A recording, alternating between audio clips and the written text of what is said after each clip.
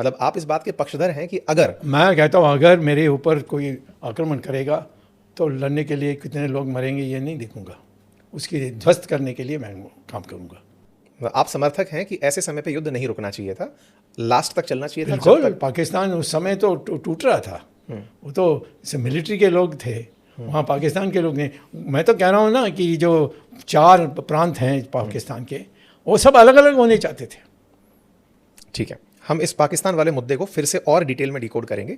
फिलहाल के लिए जियोपॉलिटिक्स में हम वापस से अमेरिका पर लौट रहे हैं, इसलिए क्योंकि वर्तमान में जो भी हालात बने हैं, फिर चाहे देश के अंदर एलपीजी से जुड़ी किल्लत हो, फिर चाहे पेट्रोल डीजल से जुड़ी दिक्कतें हो, सरकार प्रयास कर रही है कि उन्हें कैसे ना कैसे करके कहीं ना कहीं से अरेंज किया जाए। लेकिन ये सही कहीं ना कहीं अमेरिका के इन खाड़ी देशों के साथ जो संबंध हैं उनका सीधा सीधा रिजल्टेंट है। आप अमेरिका के, अच्छा बताइए। नहीं, पाकिस्तान, अमेरिका और चाइना के बीच में बिजनेस तो बहुत तगड़ा चल रहा है। चाइना की बात नहीं, मैं खाड़ी देशों की बात कर रहा हूँ। कह रहा हूँ दोनों, एक तो कम्युनिस्ट है, दूसरा है डेमोक्रेसी, लेकिन उनके बीच में जो बिजनेस हो रही है वो तो हमारे से भी ज़्यादा है। बिल्कुल है। तो कौन सी बात है यहाँ की हम उनको मक्खन लगाना चाहिए और उनको हम उनसे जो लेना चाहिए, ये सवाल नहीं है। यदि आप खड़े हो जाएं और डेमोक्रेसी होने के कारण चाइना को भी कह दें कि भाई तुम आओगे तो हम झुकेंगे नहीं। मोदी तो झुक दिया ना। तो अब चाइना है हमारे देश में, जो हमारी ज़मीन है, विवादास्पद ज़मीन नहीं, जो असली ज़मीन हमारे, जो पाकिस्तान, अमेरिका और चाइना स्वीकार करते थे, उसमें वहाँ घुस गए हैं। और मोदी आज तक उसको पब्लिक में देने के लिए तैयार नहीं। मैंने कितना कहा, किसी ने सुना उसका? पार्लियामेंट में मैंने, उस समय मैं पार्लियामेंट में था, मैंने उठाया, नहीं माना नहीं। कुछ कब कोई आता है, क्या मेरे मजाक उड़ाया उसने कि आते हैं जाते हैं, ऐसा कुछ कह के छोड़ दिया। वास्तव में हमारी जो कोई विवाद नहीं है हमारी ज़मीन में, उस ज़मीन को भी चाइना ने ले लिया है। और आपको पता नहीं है, ये जो अभी जो कमांडर इन चीफ थे, रिटायर होकर आए हैं, उनसे मैंने मिला था, नरवणे साहब। हाँ, बट उनको हिम्मत नहीं है बोलने के लिए।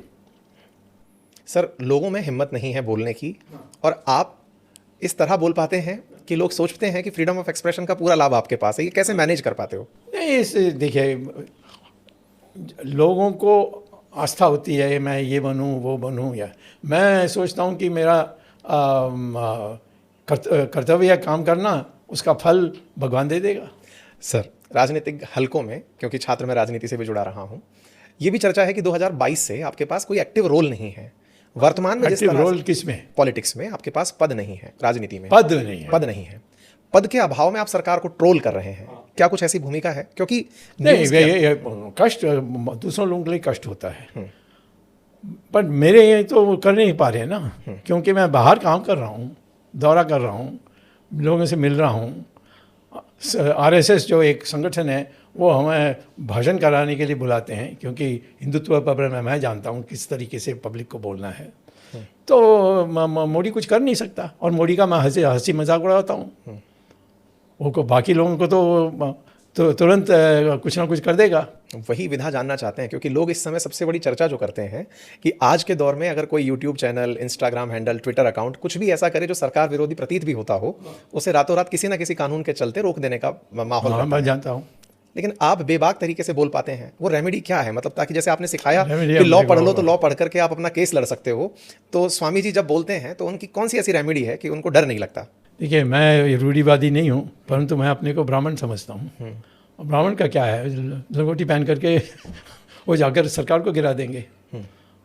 चाणक्य क्या कहा था? तो मैं ये समझता हूँ कि मुझे बचपन से ये था कि भाई मैं तो प्राध्यापक रहूँगा, और प्राध्यापक नहीं होने देंगे तो फिर मैं बोलने लगूँगा। और मैं फिर भी 6 बार पार्लियामेंट में जीत कर आया हूँ, और उसमें 3 बार लोकसभा, 3 बार राज्यसभा।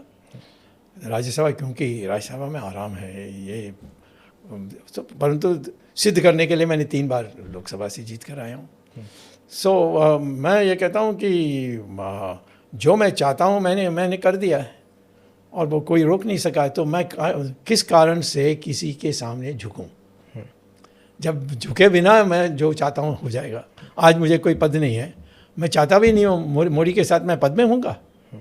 मैं मान लीजिए मैं फाइनेंस मिनिस्टर बनता हूँ, ये प्राइम मिनिस्टर है, ये मेरे सामने, मैं कह दूँगा कि ये आपको इकोनॉमिक्स पता नहीं है, मैं आपको बताता हूँ क्या करना है। कोई कहेगा ऐसा?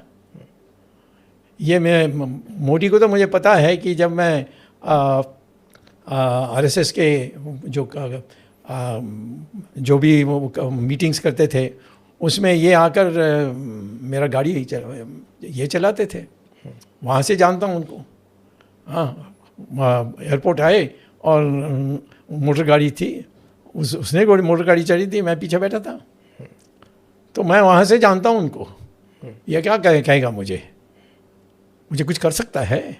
वो भूमिका जो है और जो आत्मविश्वास है, इस मिल करके कोई भी कर सकता है। परंतु बाकी लोग बचपन से हमें लोग समझते हैं कि भाई बच के जाओ, ये मत करो, वो मत करो।